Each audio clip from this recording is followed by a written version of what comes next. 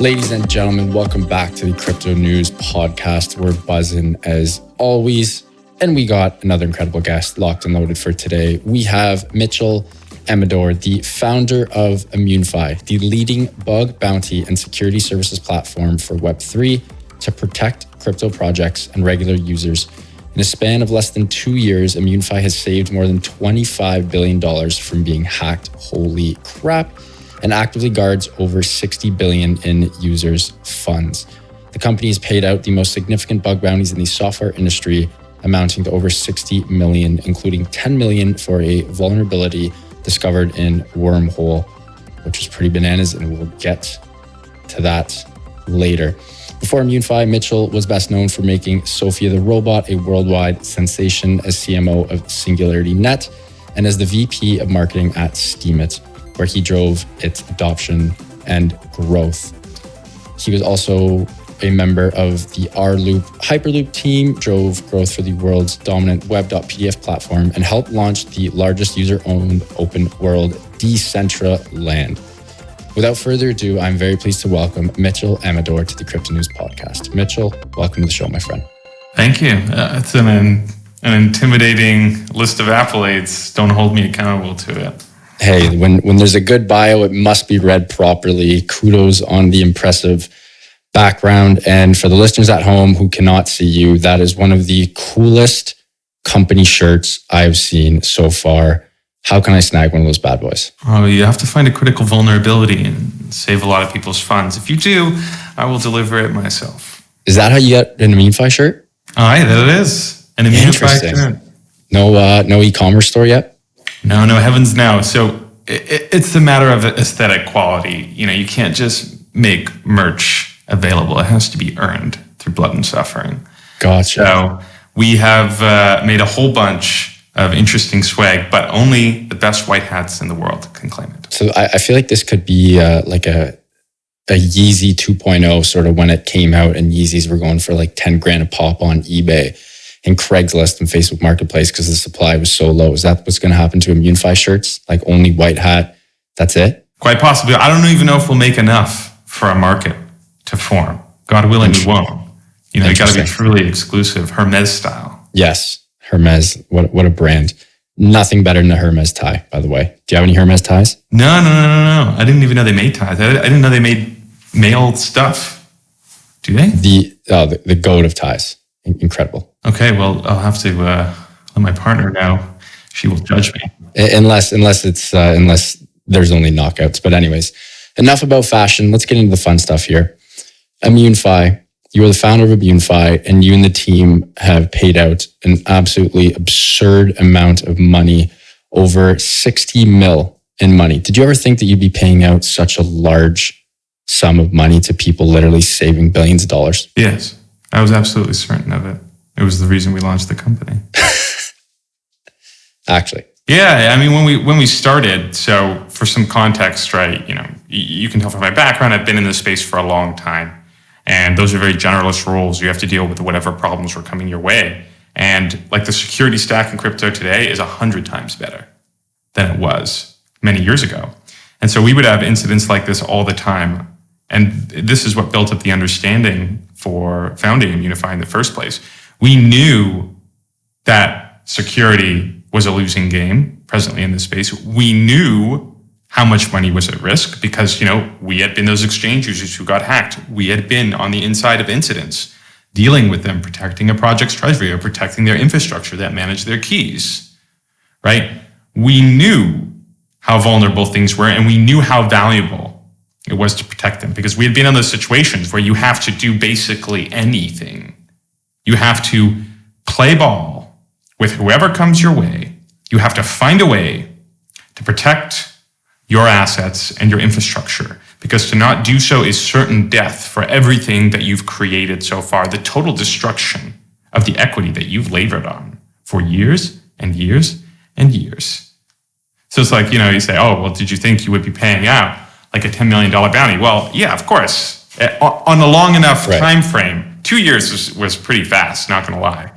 But like on a 5-10 year time frame, for sure. Right, because we had, like, just looking at the stablecoin examples, right, or the exchange examples, there have already been many, many incidents that would have been preferable to have been avoided. We're paying 10 mil out of pocket to eliminate that risk factor would have been vastly preferable. And knowing that it was a certainty, everybody would take that deal. So it was only a matter of time until we got to these kinds of numbers. The only question was when, right? Can we bring this new standard to this space? How long will it take for people to realize that you really, really, really have to prioritize security over everything else?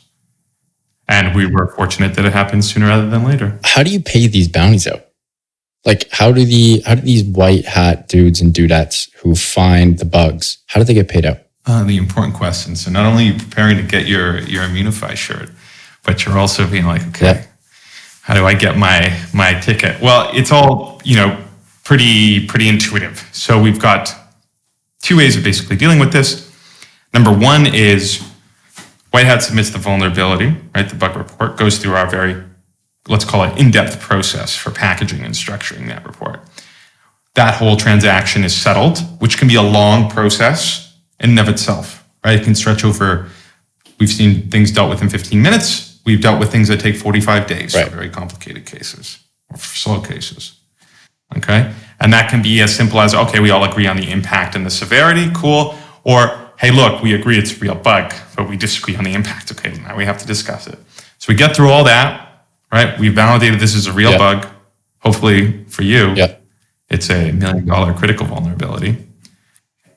And what do we do now? Well, it's very simple. We say, hey, look, here's the address. We've checked it 3 times. We've noticed, people make mistakes with their addresses. We've got a bunch of little features in that will triple check on behalf of the users. And we say, look, time to send in their fee. That's simple. And it's almost always paid out in crypto. There are some exceptions where we'll send money to a bank account, but the vast majority of users prefer paying money out in crypto. Typically, that's stable coins, USDC, sometimes USDT, oftentimes DAI. The white hats especially do prefer DAI. And sometimes that's in tokens. So for example, some of the Aurora payouts. Native tokens, right? They're in the Aurora tokens. But it will vary, and there's not a clear connection between, say, bounty size and whether it's in tokens or stables. The wormhole payment, for example, was all in stables. Can you explain the difference between how a white hat would work with Immunefi and how a white hat would just sort of go their own way? Let's say company X has a $100 million bug and white hat person Y goes, hey, I'm going to work my magic here. What are the pros and cons with working with you guys versus just doing it themselves? Sure. So this is part of the reason we formed the company in the first place. The experience of rolling your own bug bounty program, right? And disclosing, vastly more so on the side of the white hats, of disclosing was so bad and so horrendous and so painful that we knew that there needed to be a solution or we'd all be risking catastrophic destruction across the ecosystem. So if you're on your own, I'm helping a friend deal with the case right now. A bunch of projects don't have a bug bounty program. They found an amazing vulnerability that puts serious assets at risk. So what do? Well, you try and get in touch with the relevant personnel at whatever institution that you're dealing with. Now, if you've ever done sales before, for example, and you're trying to reach the right person, you know how hard that can be to navigate and be like, oh, hey, who's responsible for your security inside company XYZ? So you're going to be on this wild goose chase, right? Just for the beginning. You found like a live payload. You've got an exploit. It can be run. The whatever the institution is, they're vulnerable. And yet, you're going to spend days, weeks, months just trying to get access to the right person. Yeah. Then you get access to the right person. Let's say you're lucky. Most of the time you may just not ever get access and you just have to call it a day or you publicly disclose, whatever. But let's say you get lucky, you make a break-in. What happens next? Or they have a bug bounty program of their own, let's say. They run it and they host it themselves. What happens next? Well, then you're now talking to who you hope is either going to be an engineer, typically, or it's going to be their head of security, or sometimes it's even going to be the CEO or a COO if they don't have that kind of function. And in all cases, this person is going to be rattled. But they've just discovered that you've got a sword of Damocles, right? A sword hanging by a thread over their head, and you've had it for days, weeks, months. And you're saying you want something for it. At least that's how they interpret it. They're very nervous. They're adversarial. They're like, this person could really mess me up, do they want to take advantage of me? That's the only reason they would get in contact, right? That's not the case. Obviously, the white hat, by disclosing in the first place, is showing their good faith. But people in a state of fear don't respond that way. And so they worry and they stress over it. And now you're trying to explain, hey, here's the vulnerability. Here's how you should fix it. But, please, also pay me for my good work. Ideally, this stuff isn't free. And they're like, is it real? I don't think it's real. I think you're trying to scam me. And then they're like, oh, shoot, it's real. But I still think you're trying to scam me. Just even if it is real and you disclosed in good faith. So the whole process, it's an absolute shit show. And again, I'm trying to put my feet in the corporation shoes. It's like if I had $100 million bug inside my corporation, and John comes out to me and goes, "Hey Matt, you got to pay me 10 mil to save 100. What do you say?" Like that's a pretty crazy situation. Like those situations don't grow on trees. And I would also be like, "John, you're full of shit." And then I'd probably get 100 mil stolen from me. That's what Equifax did, and they had half of America's social security data stolen from them, right? So it's like we all empathize with our customers, like we really do. We've been in that position. We know how hard it is, but at the same time, none of that is the right response. All of that is counterproductive. All of that creates a horrible experience for the white hat, who is otherwise saving your bacon and showing that they're operating in good faith. It's destroying your future security potential because word gets out and then nobody wants to help you. Nobody wants to deal with you because after all, you screw whoever approaches you in good faith and takes a risk. And it's a mess. And never mind, imagine calculating a reward. You have no bug bounty program. You have no expectations set. Right. Like, how do you calculate that? Well, it's straight up negotiation where you're in directly, it's a zero-sum game. Like, no matter how you cut that, odds are the white hat is going to be very dissatisfied with you because you'll want to preserve financial resources. And no matter what you do, you will probably be very dissatisfied with what you paid because you're always going to be like, well, couldn't we have gotten it cheaper? There's no sense of what's fair value. It's just a recipe for bad experiences. And this is what all bug bounties were in crypto for years before we came along. Just constant bad experiences that made bug bounty programs so ineffective that the vast majority of the space didn't even bother using them. They weren't even worth the time. Was there a particular instance which made you feel the need to co-found the company? Were you a part of a hack yourself or a co-founder or whatever the case may be? I mean, let's just say I've lost plenty of money. I see. In our industry. Yeah. But that wasn't the thing that kind of spurred me on. That's like cost of doing business. We're in crypto, we're early, things are a mess. Shit's gonna hit the fan. Yeah. Right, and you can do everything right and it still happens. Like tons of wallets, for example, they messed up how they create their seed phrases. Yeah. And that led to vulnerabilities on the line that's happened half a dozen times and led, all the funds you put in there vulnerable some years later. It just comes with the territory. But the moment where I was like, okay, we need a systemic solution was when I was in Switzerland on this mountain. I was super sick. I was very sick and moody and unhappy.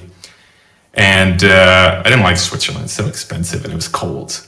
It's a bad combination of traits for me. The food isn't to my liking. It's everything is just making me irritable. But I had all this money in MakerDAO. And it was a lot for me. It's not going to be a lot for a lot of people, but it was a lot for me. And I was like, I don't really feel good about this. I don't really feel safe about this. What do I do about this? I've been in this space for so long. I know lots of security people, but for some reason, where are my security assurances here? Why should I believe that the money that I put here is safe? And I started checking and I was like, I shouldn't believe it. MakerDAO runs some of the best security ops in the space, for sure. But when I went to check, right, why should I be certain about it? You go and ask the person, you're like, look, all code is insecure. All code is going to have bugs. And we do the best possible work that we can. They're an amazing, amazing team, but there's just that is a risk factor for them too. And, you get the inside view. You don't get to see the audits. You don't get to see the security reviews. You don't get to see the QAing that's going on to validate how good they're doing it. From the outside, you're just like, I have a lot of good reasons to be confident of any particular smart contract that my money's in. And it was at that moment when I understood that, when I digested that insight fully, I realized I was like, okay, this needs a systemic solution. We need a whole security stack. And if we don't develop that security stack, we are going to doom the space to an incredible number of thefts. Furthermore, that security stack, it needs to start. The most important piece, and the thing that was totally missing was like, what are your trust assurances? What are your security assurances? How do you protect yourself when you're on mainnet, when all the money's really there? And that's how we came to this conclusion of bug bounties. We're like, we identified a whole list of what the problems in the security stack were, where all the things needed to be addressed, what kind of technology needed to exist. And we came to the conclusion of, okay, this one, bug bounties, is the hardest. It's the hardest, it's the least fun, it's the worst experience, and it's the most important to actually saving people from getting robbed. So we're like, oh, well, me and my friends, we all had the same nature, go to the hardest problem, throw ourselves against the wall. So that's what we did. A couple things there. One, I love that story. Thank you for telling that. I often find that people have these aha moments in life, similar to you did while, being on a mountain in Switzerland, freezing your balls off. Like when you're out of your comfort zone, like great things happen, and it's weird like that. It's almost paradoxical where a lot of incredible ideas are created when you're in the best of moment, sipping on a Mai Tai on a beach in Thailand or Bahamas. And on the flip side, while you're freezing your nads off on a cold mountain in Switzerland. It's funny how the world works. I'm not sure if you have any commentary on that, but the second is you finding an unsexy problem and it being very profitable. That's another sort of, rule in life that is so apparent that no one likes to go after. Like if you were to ask me, and no offense to you and the team, I'm sure none offense taken. You guys are doing very well. Heck, you just raised a lot of money, but we'll get to that soon. But like, I wouldn't want to be paying out bug bounties. That's not a space I'd want to work in, but it's friggin' important.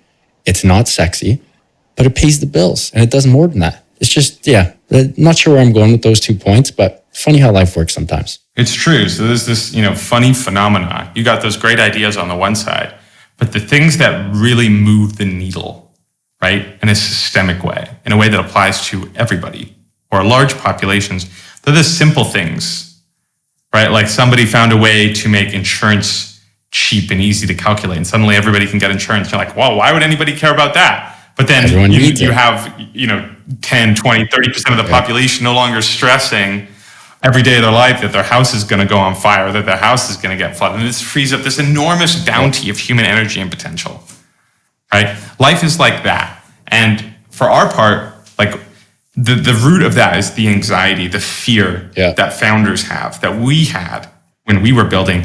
We're building all this incredible infrastructure. We're trying to create the rails, right? We're trying to create the piping for a new world. And we're investing, we're all in, we're putting skin in the game, we're all in on our portfolio. Like that project is our dream that we're trying to build. And our whole life path is contingent on its outcome. And you're just stuck with this overwhelming fear and anxiety that a single vulnerability, because some engineer had a bad day or drank too much of his Mai Tai or whatever. Thanks for coming. The vulnerability slipped in and you got wrecked because of that. It's like this incredible reverse. It's like a hell lottery. A lottery from hell, that you might have drawn that lucky ticket because someone made a mistake and the result is the destruction of years of your labor. And we're like, okay, that's not good. That's toxic now. We're motivated to go and fix that. And that does mean we have to deal with like really tough workflows and really tough problems. But I think that freeing people up so that they don't have to worry about these things, either as a founder or as a user of these technologies, is ultimately extremely worthwhile. I love that. Mitchell, can you walk me through a couple good stories about finding bugs that have helped protect some of those 60 billion in user funds? We love stories in the CryptoNews pod. You don't have to drop names, but if you have any really good stories, I'd love to hear them. Oh, well, there's been a lot of such cases. Obviously, a lot of this stuff is discreet, so I'll try and be careful with what I say. But there was this fun case. Like I'll go back to this was the very early days for us. It was this third or fourth critical vulnerability that we dealt with a project called Armorify. And the founder is a guy named Robert Forster. He's a great character.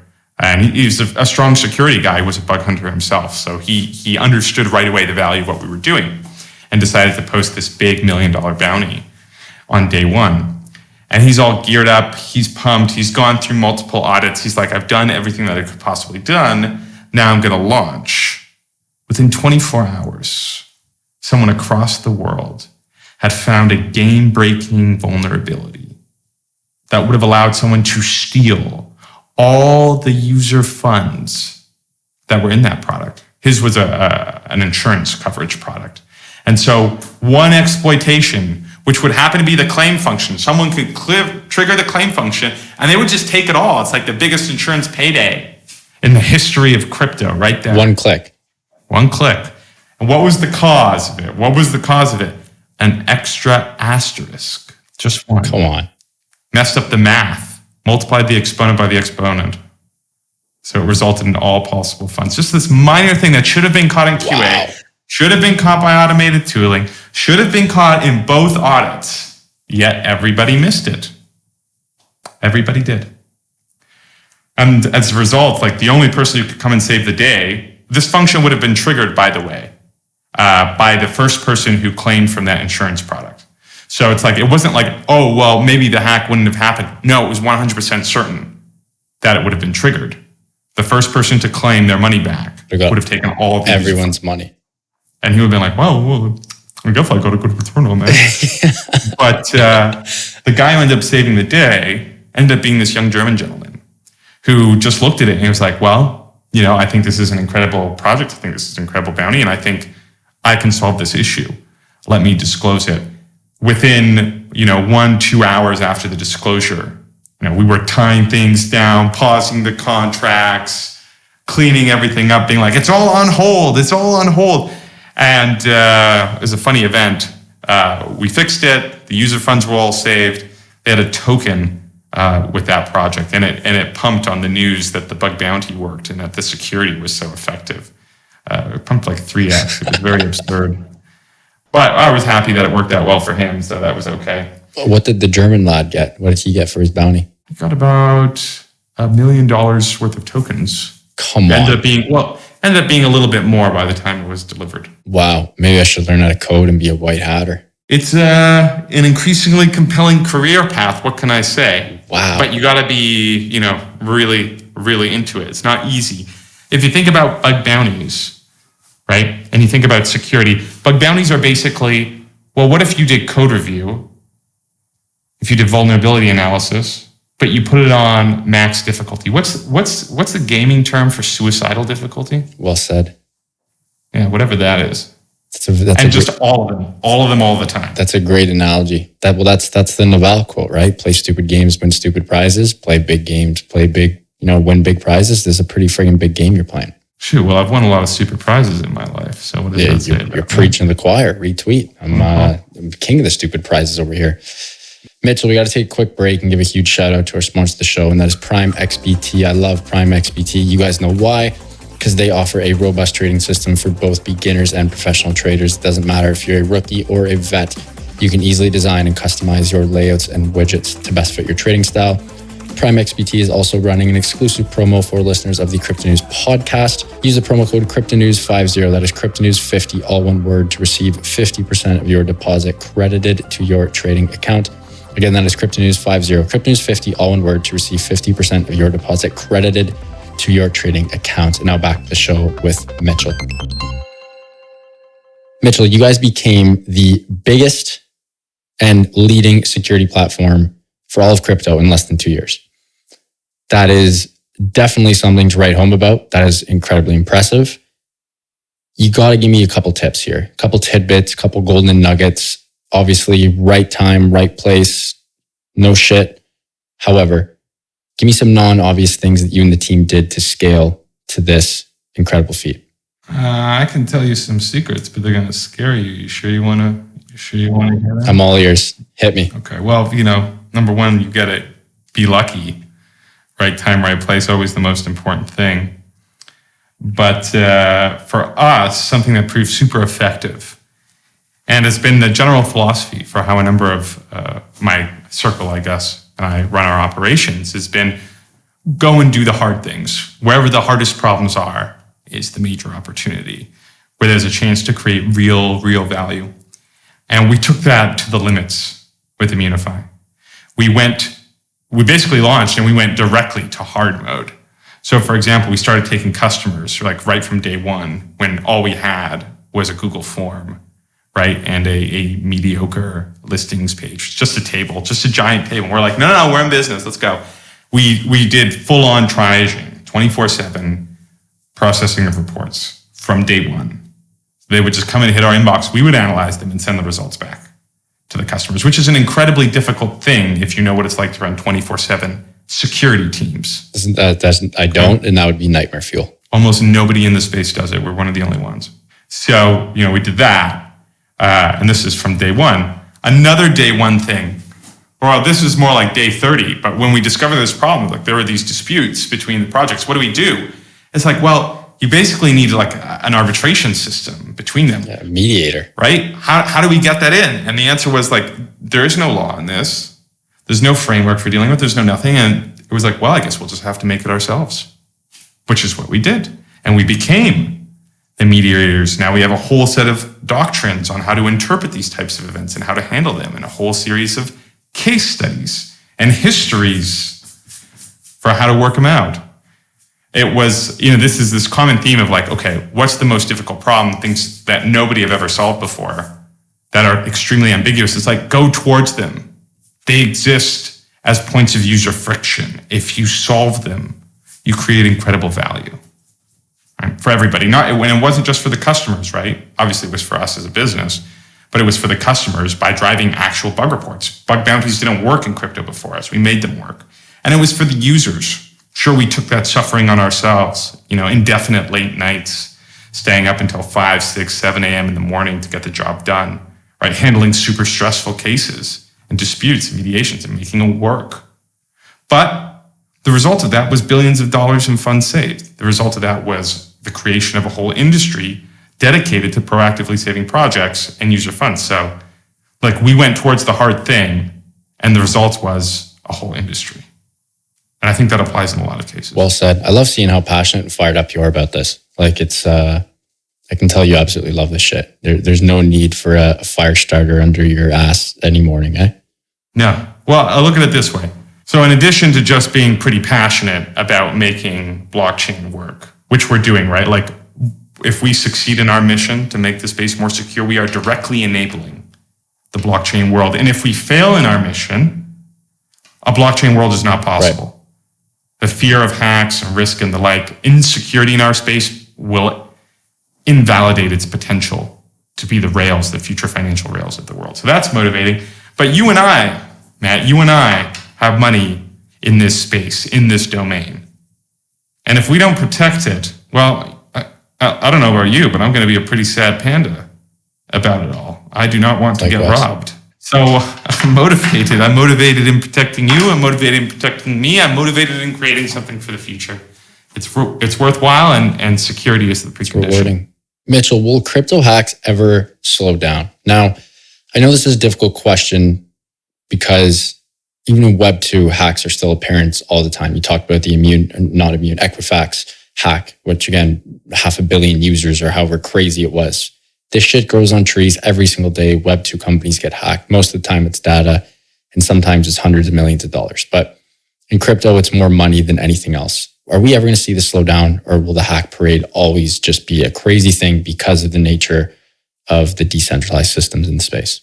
That's a difficult question, Matt. You ask me difficult questions. It's my job. But the answer is it's nuanced. No, the hacks are never going to slow down, number one. But at the same time, the hacks will get less damaging, vicious, right? On a percentage basis, right? So what you're going to see is the pace is going to continue to increase and increase and increase and increase, just like we see with the history of scams in our space. And we see with hacking and scams in the traditional financial markets. Like you don't hear about it, but there's 100 times as many hacks, 100, 1,000, 10,000 times as many hacks going on in traditional tech and finance that you just never learn about. It becomes a constant thing, and that's the direction where crypto is going to go. It's just going to be constant and never ending. Like now we're at the point where hacks are multiple times a day, that's not going to stop. And that just comes with the increase of growth in the space and the increase in the number of people who have the skills to exploit. And you catch that guy on a bad day and he's going to do it, right? He's poor, he lost his job, he got beat up by the system, whatever, he's justified, he feels, in making the exploits. That's what it's going to do. But security in the space is also improving, right? We're in this never-ending arms race with human greed and malevolence. And so we are also getting better at protecting the space. Every day, more and more white hats are signing up to use Immunefi. The best hackers in the world are signing up to join us in protecting projects. Every day, projects are getting more sophisticated in their security practices, building up better layers of defense, setting up better bug bounty programs that result in more eyes on code and more vulnerabilities prevented from exploitation. And so what you're going to find is the hacks are going to continue to explode, okay? And the magnitude of hacks is also going to increase just because that's a statistical phenomenon. But on a percentage basis, the effectiveness of hacks is going to decrease gradually as security catches up more and more. And it's this kind of, we're mitigating the damage, we're mitigating the risks. It doesn't completely eliminate the events. They're still going to happen. They're going to get bigger. They're going to get worse, but less of them are happening on average relative to the amount of money at risk. And you see this with a lot of the hacks now, right? The bigger hacks are a lot rarer. It's typically much smaller hacks that are happening on a day-to-day basis. That was not how it was in the early days, where most of the incidents were very, very large amounts of money. So the trajectory is good, right? The trajectory of security in our space is really improving dramatically day by day. We're certainly doing our part to do that. But yes, the hacks are not going to slow down. And yes, they are going to increase in frequency. 100%. So we also have to be ready for that reality. Are we going to see, what was the biggest hack so far? What was it? Wormhole, 350 mil? No. The wormhole case it's not even remotely close to the largest. Well, what's been the largest? Well, look, you could look at the Binance case, which was, just last week.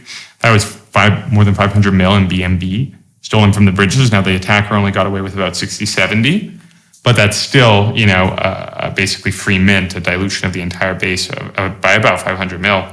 You had the Ronin hack, which was almost $600 million. Yes. Right, that was a huge case. Are we going to see a 10-figure hack? Of course we are. I mean, it's already happened. Like the Bitfinex hack years ago is equivalently 10 figures, or might be 11 figures today. Well, a present day. On the day. For sure. It's going to happen. It's going to happen, eh? No doubt. I'm 100% certain. For context, right? We can look at the Optimism case. We can look at the Polygon case. We can look at some other cases we know that aren't public, right? We have already been there preventing the 10-figure hack multiple times over. How do you think we got to the 25 billion number, which is conservative? The real number is more around 35 to $40 billion, by the way, at this point. So that's are we going to get to a 10-figure hack 40 times over?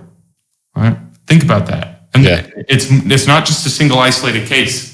There have been, I don't know if we're up to a dozen yet, but we're not far off. And you and the team have seen some crazy shit that the public probably has no clue of and never will. Of course.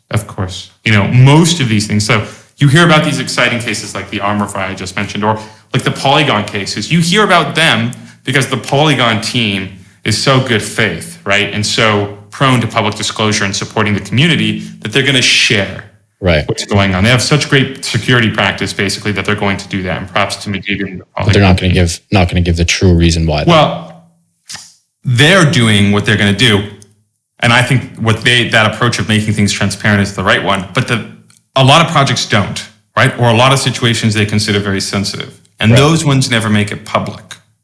And you can see the amounts of money moving around. It's a good incentive to be like, well, okay, well, I can talk, or I can keep this private, and they're going to give me $1 million. That's not bad. Yeah. Right. So we have tons and tons of cases affecting billions and billions of dollars that don't see the light of day because everybody agrees, for whatever reason is relevant to them, that it's best to keep it quiet. And we support that. If both parties want to keep it private, that's their business. It's not ours. We are happy to do our duty and protecting the community, and we draw the line. So when that situation happens, is it like, everyone does a virtual handshake, docs get signed, and then NDAs get fired across everyone's desk, everyone signs them up, boom, back to sort of that arbitrary third party, mediator, and that's it, case closed? Well, typically we don't need NDAs or docs. I mean, I want you to understand, a great number of these white hats disclosing are anonymous. They're not going to reveal their identity. Like fully anon, zero about them. Yeah. They want to do their good faith action, but they don't want to get iced. They don't want to be punished. Gotcha. Because they did something that they thought was right, which happens, right? That's happened a lot in the history of hacking, and that's happened a lot in the history of bug bounties, where you get punished for doing a good deed. And so there's this privacy element. 100%. So some projects they might send over an NDA, and it's like, okay, well, if that was in the terms of their bug bounty program, sure, let's do that. That's the right thing to do. That's what you agreed to do when you. But if it's not, then it doesn't happen. How do these white hatters stay fully anon? Like, give me their means of communication. Are they Signal plus Proton Mail? Are they like carrier pigeon? Like, what do they do? Look, it's really hard to stay fully anon, right? Because you need such great OPSEC that you never slip up even once. Okay, which is nigh impossible. That's extremely difficult to do. That's like writing software with no bugs. Yeah, super hard to do. But there are ways that you can do that. So typically they're going to have devices that are dedicated to certain functionalities and only use them for that. So they might have something they only use for crypto transactions, they only use for bug hunting, or they only use for communications. They might be on custom operating systems like Tails or Heads, or they might be using Cubes to limit access. Things like VPNs are obviously a given, but they'll use other types of masking software to make it even more difficult to pull out information. So for example, your browser is telling, Apple or if you're using Google Chrome, it's sending Google information back on what kind of hardware you're running, right? What's the fingerprint of your machine and a whole bunch of characteristics. And there's lots of ways to block that and to obfuscate that. They're going to typically use those. They may also limit access to any socials or infrastructure that they use with this machine, right? Because the moment you log into Proton, sure, Proton says they're not tracking anything, but they can check where your IP came from. They can check, try and collect more information on your browser or more information on your hardware if they're savvy enough. And so you also want to control how you access all that infrastructure. A variety of measures like this in aggregate, combined with a very, very disciplined use of a very small number of tools, is how you stay anonymous. And consider, if you really want to stay anonymity, you can't use Google Docs, right?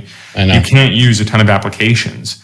Your phone, if you use an iPhone, it's always in lockdown mode, which is, iPhones are not private at all. So you probably won't even be an iPhone user. Yeah. But you're doing all this stuff, right, to limit access, making your potential attack surface very small by using a small number of applications, dedicated devices, 100%. And being extremely disciplined about how you interact with anything on the net. At least just from white hat anon user to you and company gets hacked, what's the means of comm? Is it email? Is it Telegram? Is it Signal? What do you guys use? The means of comms? Well, we use our application. So the reality is that bug reports are really complicated things to deal with. Right? It may take us days or weeks to resolve the incident. There's a ton of nuance. You need a lot of eyes on it. So it's not going to be like, oh, it comes to us and then we deal with it for them. No, it might go through our layer of triaging where we review and filter the report. It'll go through an automated system. It'll go to the project, but the project could be 10 people, right? It could be a single engineer, or it could be a whole engineering and security team. And they need to go back and forth and talk, and they may need to talk to us privately. So we have an application where all this communication takes place.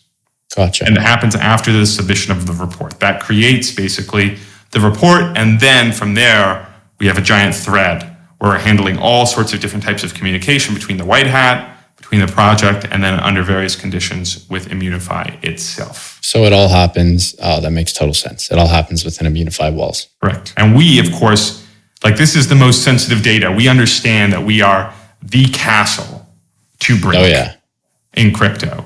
Yeah. And so we are constantly perusing our infrastructure, right? Manning our walls end to end, locking this down to make it as protected in as safe an environment as possible. No double parentheses in any Immunefi code? Let's just say we write very clean and efficient code. Clean, sexy, and efficient code. I love it. Mitchell, this has been an absolute treat, man. I've had so much fun chatting with you, and hopefully we can do this in person one day. We are getting a little tight for time here. The raise, congrats on the raise from Framework, one of the best VCs in the space. Walk me through that whole process, why you guys decided to work with them, the money, the whole 9 yards. What are you going to do with it? Tell me about the Framework venture raise. So that was a tough one, right? We came to the end of last year and our thesis was just, really beginning to take off. Okay. And we're like, okay, well, what do we do, next? Well, we need to raise. We've built something that's really amazing and really compelling, and it produces so much value for the community. But we need more help. We need more people. We need more resources. We need more engineers. We need so much more to really deliver on our mission. So let's go out and raise. The first thing that we did was shop that around to all our partners, be like, well, what do you think? And it's at that point, Framework, volunteered itself, which was a surprise. They were our seed investors, and they were very supportive, extremely helpful, very hands-on product partners, a rare thing in our space. And we liked that, but we didn't expect them to want to back us to the next step. They said, no, let us do it. Let us do it. So we started talking back and forth about how it would work. And I think I was really happy with basically everything and how they conducted themselves. Super high integrity. They basically gave us the pitch for where they were going. And I was like, okay, yeah, these are the right partners for us. These are the people who can help take Immunefi to make us the disclosure layer, the 911 layer for vulnerabilities in all of crypto. And they've been that way ever since. So I can count on them to hop on a call with me and grill me about product and get something, really valuable insights any day of the week. Which is that's, the first thing. I don't know. You want to talk about, how we're going to use the money or how much the amount was? What do you want to do? Yeah, well, you can get into it. Let's have some fun here. Okay. So we raised $24 million, and that wasn't just from Framework. Framework was the lead, and we're eternally thankful to them for that. But it was also some of our other partners. So basically everybody who's invested in us in the past doubled, triple, or quadrupled down in our last round. So that would be guys like the Blueprint Forest crew. That would be Electric Capital, another group of amazing people. That would be the BitScale guys, a whole bunch of them. And, we wanted to raise this money to really deliver on this vision of building the 911 layer. And the 911 layer of the space requires, instant communications. It requires extremely effective levels of filtration so that you can identify what the high priority cases are right from the get-go. It requires an extremely high value funnel, right? An extremely high value flow of attention going in that can turn into high value bug reports, which, that leads to kind of our marketing and our community functions and all the work that we're constantly doing there to nurture the security community and grow it more and more and more. We just don't have enough people. We really don't have enough people in the space to protect the space. So, and finally, and probably the most important thing is we're going toward this world where we need more and more trust. The problem with bug bounties is trust. And so we're creating all this, frankly, unique technology, these unique assets, things that really have never been seen before, in order to facilitate what we feel will become a multi-billion-dollar market for vulnerabilities in the not-so-distant future. Well said. Hey, congrats on the raise. Not a doubt in my mind you guys are going to put those donaros to very good use. Mitchell, absolute treat. Last question for you. Hot takes. We love hot takes on the CryptoNews pod. Let's get our shit-kicking boots on, step inside the hot take factory. What is something that only perhaps Mitchell believes in that most other people don't? Doesn't have to be crypto-related. Can be food, sports, politics, geography, space, celebs, fashion, you name it. Give me something good. A Mitchell hot take. There's so many. How about over the next 100 years, there's going to be a whole bunch of new religions that appear, and they're going to be good, and they're going to spread like wildfire. Some single-digit number probably. New Christianity, new Zoroastrianism. Good. If we were starting the religion of Mitchell security and lovely corporate T-shirts, what would that look like? Tell me if you were the head priest or head preacher of said religion, what would that look like? If I was the head priest, well, for starters, we'd have better shirts, right? If you're going to go for taste, you got to go all the way. Whatever you do in this life, you got to go 110% in on it. You can't be half pregnant. Right. Can't be half pregnant. So I think, the aesthetic value is going to be a big thing. It's going to be a big thing it will be a big thing for me, but it's going to be a big thing for this future as all these people around the world figure out that, the old systems don't work anymore, just like they don't work for money, as we're seeing in crypto. Well, you know what? They don't work for a lot of things anymore. And so they're going to build new ones. And it's going to be weird. But it's going to work though. It will. It will work. And that's the thing. There's going to be new religions and they're going to work. And people will prefer them over the old way of doing things. And for a modern, like you and I, it's like our world will be cast into the past. Just like in the way that, we think of the ancients are like pagans, worshiping, Hera and Zeus. I'm like, that's weird. What does that even look like? Right? Norse bear men going in some ugly, rotting log temple, praying to a poorly carved statue. What does that even mean? It's totally different. But they're going to look at us the same way and our strange gods of modernity and economic wealth. So it'll be interesting. I hope to live long enough to see a lot of it come to fruition. I love that. Mitchell, thank you so much for coming on, man. Had an absolute blast. Before we let you go, can you please let our listeners know where they can find you and Immunefi online and on socials? Sure. So everybody, you can find me on Twitter at Mitchell Amador. That's MITCHELLAMADOR. So you can follow me there. I usually talk about security or spit fire about how the world's going wrong, which is a natural pastime of all security people, I feel. So there's that. And you can learn more about Immunefi and what we do at immunefi.com. That's IMMUNEFI.com. Check out our blog on Medium. It's got a lot of these crazy stories. An especially good one, if you want a fun read, is Inside the War Room that saved primitive finance, a tale of 48 hours of straight suffering to save millions of dollars of user funds. Should be fun. Love that. Mitchell, thank you so much, man. What a treat. Can't wait for round 2. Hopefully it will be in Portugal in person with 2 Shure mics and not Yeti mics. No free ads, but Shure, you're the GOAT. Thanks again, man. Appreciate it. Thank you. Folks, what a great episode with Mitchell Amador from Immunefi. What an episode. Tons of incredible stories. Fresh off a $24 million raise. We love to see it. If you enjoyed this one, I hope you did. Please do subscribe. It would mean the world to my team and I, to the team. Love you guys and to the listeners. Thank you so much. As always, love you more than you know. Keep on growing those bags and keep on staying healthy, wealthy, and happy. Bye for now, and we'll talk soon.